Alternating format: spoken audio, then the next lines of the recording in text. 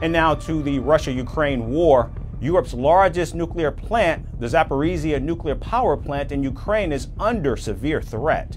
This dark and grainy footage shows Russia testing its new nuclear torpedo. In an interview with the state-run agency TASS, the ambassador issued a stern warning. He said that Russia will definitely retaliate if NATO's nuclear weapons are deployed on Finnish soil. NATO responds to Putin's latest nuclear weapon threats. NATO mula Albania, Belgium, Bulgaria, Canada, Croatia, mga bansa sa Europa katulad ng France, Germany at Greece. Kabilang na dito ang Norway, Poland, Turkey, Spain, United Kingdom at ang United States of America ay sumagot na sa banta ng nuclear war ni President Vladimir Putin. Тоже есть оружие, да знают об этом, поражать цели на их территории. Придумывают сейчас, чем пугают, что все это. Ito na nga ba ang hudyat ng pangatlong tugmaan? Halika, ating itong pag-usapan, kaibigan.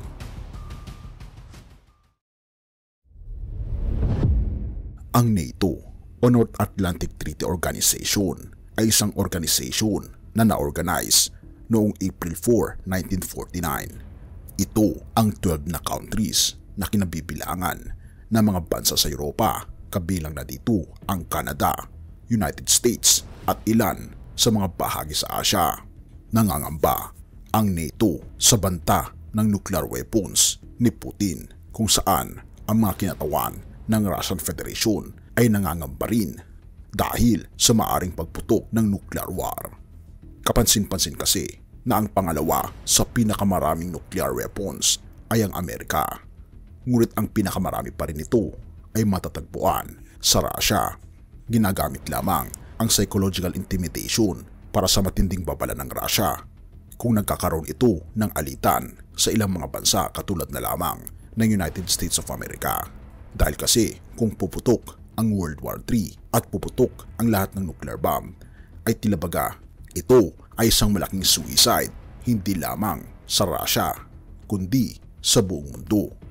Ayon sa NATO Deputy Secretary General Mirka Joanna, nakakita na sila ng ganitong paggamit ng mga nuclear threats mula sa mga leader ng Russia sa loob ng hindi kukulangin na 2 taon nang mag-umpisa ang giyera sa Ukraine, at ito ay mula sa isang nuclear superpower tulad ng Russia.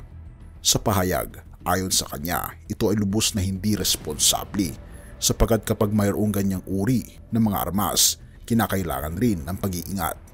Naniniwala ang NATO na bahagi ito ng kanilang arsenal para sa psychological pressure at intimidation ng Russia. Dagdag pa ni Joanna, ang mga pahayag ni Russian President Vladimir Putin ay batay sa logic ng psychological intimidation kaysa sa tunay na intensyon, bagamat hindi nila nakikita ang direktang banta ng Russia na gagamitin ang mga armas na ito.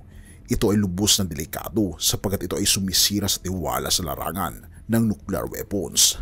Alam kasi ng Russia ang mga kahinatnan ng ganitong mga pangyayari.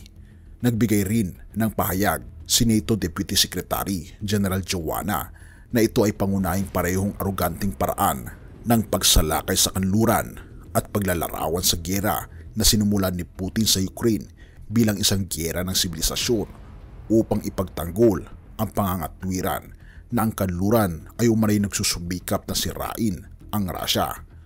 At ito ay binabanggit ng NATO bilang isang lubusang kahibangan ng Russia. Noong Pebrero 29, nagbigay ng pahayag kasi si Russian President Vladimir Putin sa Federal Assembly ng Russian Federation kung saan ipinagmalaki niya ang mga armas ng Russia, kasama na ang mga missile na magdadala ng nuclear payload at bantang ipapakita ang intercontinental ballistic missile na kaya lumipad ng 18,000 kilometers. Ayon sa Department of State, nasabi ng US na ang babala ng Russia tungkol sa kahinatnan ng paggamit ng nuclear weapons ay tinuturing na hindi responsable na pagbabanta ni Putin. Sa kabila ng pag-aaksaya ng pwersa o dahil dito, muling nagsimula ang Russia ng isang hybrid na giyera laban sa Georgia. Ayon kay President Zurab Bishvili, ayon sa kanya, patuloy na isinisagawa ng Russia ang hybrid na giyera laban sa Georgia gamit ang lahat ng uri ng armas. Habang binabanggit ang hamon na kinaharapan ng Georgia noong 2023, binanggit ni President Bishville ang giyera sa Ukraine at ang pagtatangkang pagyayari ng Russia dito. Bagamat hindi ito nagtagumpay na sirain ang Ukraine, ito ay nagtagumpay sa pagpapalakas ng pagkakaisa sa buong Europa. Dahil dito, o kahit na sa kabila nito, nagsimula na ang Russia ng bagong hybrid na giyera laban sa Georgia, kung saan ginagamit ang lahat ng uri ng armas. Ipinunto ni Bishville na ang plano ng Russia na gawing military base ang OAM Chira Port ay naglalayo na ilipat ang konfrontasyon sa Black Sea patungo sa kanilang territorial waters, anumpat lumilikha ng banta sa strategic perspective ng Black Sea. Kung matatalo ang Ukraine, mananakop ang Russia, ayon pa ito kay Pentagon Chief Lloyd Austin. Sinabi ni Austin sa pagdinig ng US House Armed Services Committee na kung matatalo ang Ukraine sa isang buong panahong giyera laban sa Russia, ang huli nito ay mapipilitang makipaglaban ang buong North Atlantic Alliance laban sa Russia. At kung talagang hindi nila matatalo ang Russia, talaga namang pati ang super weapon ng mga nuklear ay lalabas. At malamang sa malamang, alam nyo na mga kaibigan kung ano ang mangyayari. Wasak ang buong daigdig dahil sumiklab na ang World War III. Alam natin na hindi titigil si Putin sa kanyang mga adhikain na maging superpower sa buong mundo hanggat hindi ito natutupad. Patuloy siya sa pagsakop sa mga maliliit na bansa na kabilang sa alyansa ng United States of America. Isama pa dito ang puwersa ng China na siyang kaalyado ng Russia.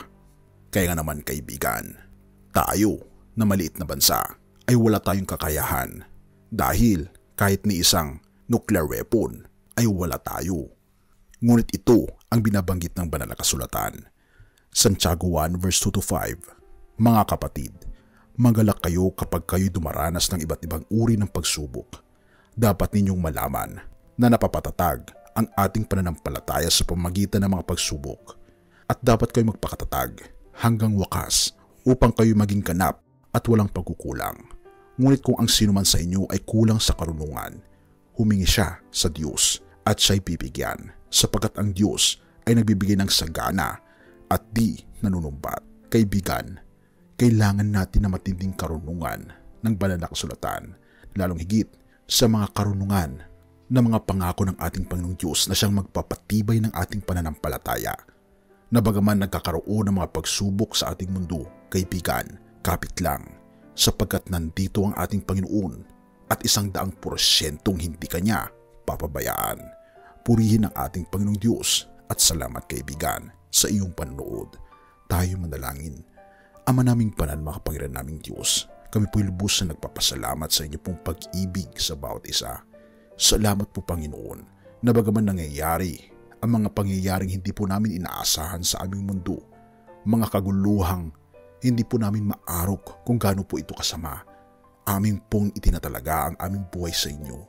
Sapagkat sa inyo po Panginoon ay may kasiguraduhan, sapagkat sa inyo Panginoon ay may katahimikan at may kasiyahan.